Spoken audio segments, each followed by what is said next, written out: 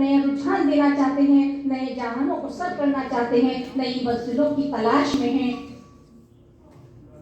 महात्मा नौजवान नस्ल के लिए फिक्रमंद है और उनके बेहतर मुस्तकबिल के ख्वाह हैं। सबके साथ और सबका साथ और सबका विकास पर यकीन रखते हैं। इसलिए हम ये कह सकते हैं, तूने जिस पत्थर पर कदम रख दिए उसके जर्रे तेरे गीत गाने लगे। सैकड़ों मंजिलें हम सफर हो गई, सैकड़ों कारवां साथ आने लगे। मोहतरम डॉक्टर असलम शेख।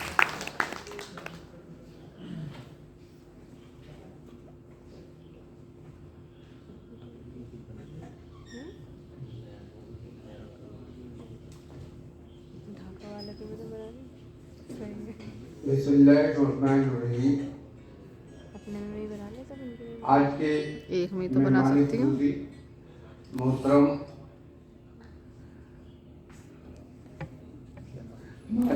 अब्दुल माजिद निजामी साहब, आज के मेहमान ज़िफ़्फ़ार मोहतरम प्रोफेसर मोहम्मद गुलाम फारिद साहब, ढाका यूनिवर्सिटी,